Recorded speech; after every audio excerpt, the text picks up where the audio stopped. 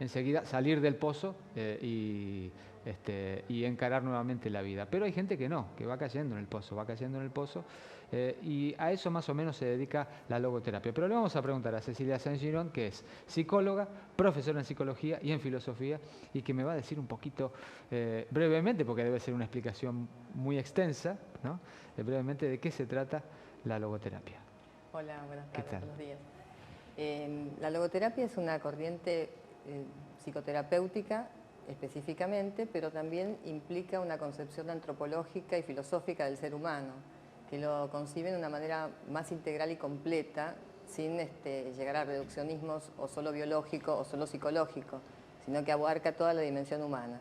Y como vos decías, sí, digamos, el foco o la meta es posicionar a las personas para que se pregunten qué sentido tiene mi vida en esta situación, en este contexto, y poder sacar, digamos, una respuesta a las preguntas que la vida va planteando.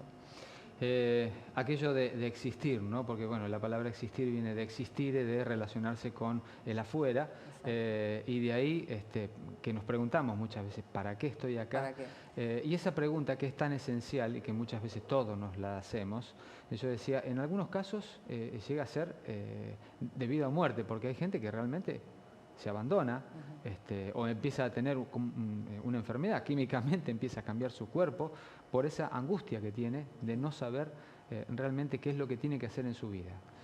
Sí, Víctor Frank, que es el fundador de esta corriente, decía que la angustia existencial no es patológica en sí. O sea, preguntarse por el sentido de la vida no es un síntoma de neurosis o de enfermedad, sino que es lo propio del ser humano.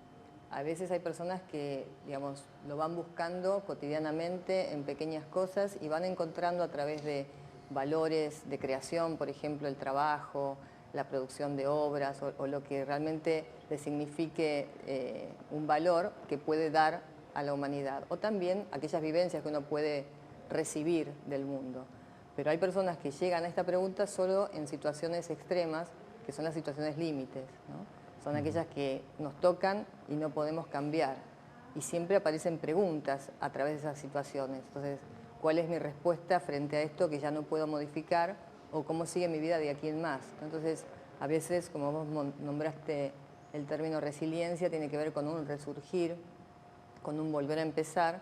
Pero bueno, para encontrar cuál es la misión dentro de esa pregunta que la vida te está haciendo. Y vos decías también algo con respecto al existir, o sea, la logoterapia sería la aplicación en psicología o en medicina de los fundamentos teóricos del existencialismo o del análisis existencial, que básicamente, para decirlo de manera simple, es concebir al ser humano como un existente en el mundo que tiene en sus manos libertad. Pero esa libertad, lo que acentuaba Frank, era la responsabilidad. O sea, somos libres para ser responsables.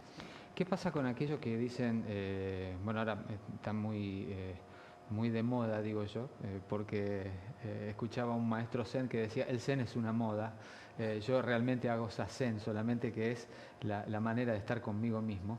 Pero bueno, el zen o toda la onda zen hoy habla sobre el ego, que el ego muchas veces creemos que es una personita que tenemos al lado, no, es la identificación con algo. Digo, también no llega a ser peligroso esto de identificarse con el trabajo. Digo, yo me identifico con mi trabajo o con lo que hago, con mi profesión, pero si no lo tengo, ¿no es peligroso eso después?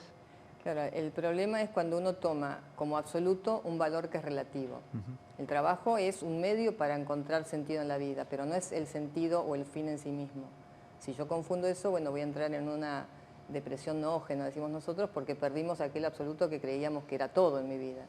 Tenemos que, digamos, repartir las cosas para que sea un aspecto edificante de tu vida, pero no el todo, ¿no? O sea, esto que vos decías del zen o del ego, es otro reduccionismo. O sea, reducimos todo al ego o reducimos todo al trabajo o a lo biológico. Ahora las neurociencias, que hacen un gran aporte a la comprensión de la mente humana, no es lo único que nos explica por qué somos como somos, ¿no?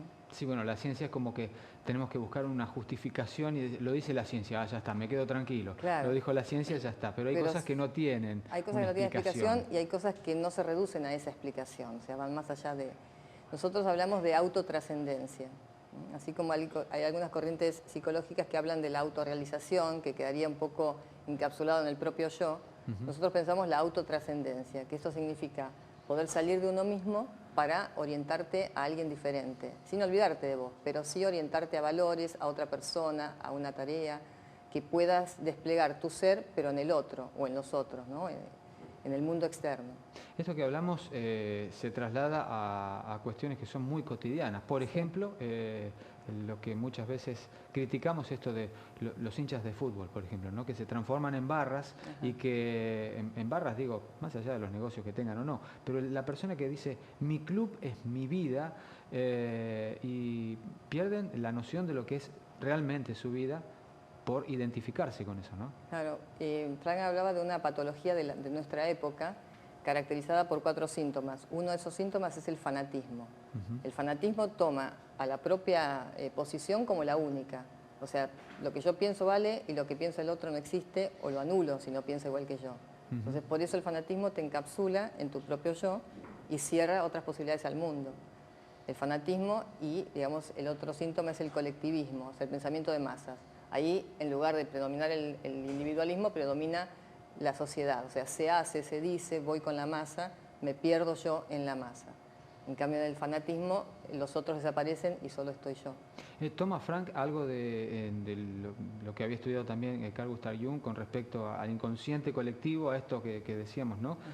Mucha gente que se empieza de repente a convencer de algo y termina siendo un yo enorme de parte de mucha gente, ¿no? Exacto. Sí, digamos, toda la influencia que toma Frank es de los movimientos que surgieron en Viena a principios del siglo XX, fundamentalmente Freud. Digamos, Freud es el maestro de todas estas corrientes que empiezan a pensar una dimensión inconsciente. O sea, la conciencia ya no es el rey o el amo de casa, digamos, el lugar está en otro, ¿no es cierto?, en el inconsciente. Eso que plantea Freud, después lo va continuando Adler y Jung, que son sus primeros discípulos o los más renombrados. Frank se adhiere más a la psicología individual de Adler, que habla del sentido en la comunidad, es decir, la posibilidad de superar los conflictos de inferioridad en la realización de un sentido comunitario. Pero Frank pone el énfasis en el sentido en general en la vida. Entonces habla de inconsciente no solo pulsional o colectivo, sino que habla de un inconsciente no ético o espiritual, que incluye esta dimensión humana de valores, de creencias, de superarte al máximo orientándote hacia otras cosas, ¿no? La logoterapia se basa en esto que había descubierto Freud también, el hecho de la conversación y tratar de ingresar en el inconsciente de la persona. Exacto, toma esa base, digamos, Freud instala en la historia de la psicología, en la historia de la medicina, la subjetividad. O sea, pensar al sujeto por fuera de la biología o más allá de esto, ¿no? Y hablar de la psicología de las profundidades era meterse en estos dinamismos inconscientes. O sea, esa base es la que toma Frank y la desarrolla un poco más. Frank se define como un enano en los hombros de un gigante, ¿no? Él, en los hombros de Freud, puede ver un poco más, pero también toma lo que vio Freud, ¿no?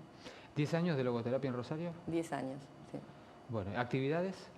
Y actividades, estamos por realizar unas jornadas que son justamente por los 10 años de logoterapia en Rosario, donde nos van a acompañar los primeros, digamos, profesionales que estuvieron en ese momento en un congreso que hicimos en el año 2006 en la Sala Labardén, y va a estar presente el doctor Jerónimo Acevedo, que es quizás el responsable de haber traído por primera vez a Víctor Frank a la Argentina con su padre.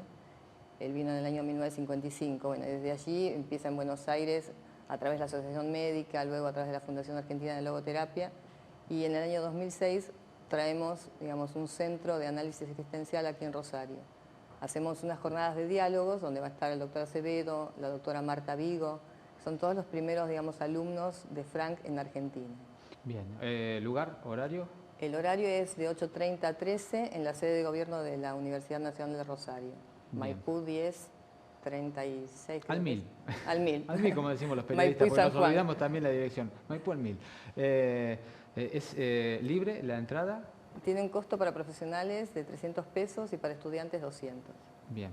Pero digo, es libre. Pueden ir estudiantes que recién empiezan y dicen, yo quiero en realidad, tener una idea también. Lo que tiene esta perspectiva es que cualquier persona que trabaje con seres humanos le puede interesar, porque trabaja justamente esto.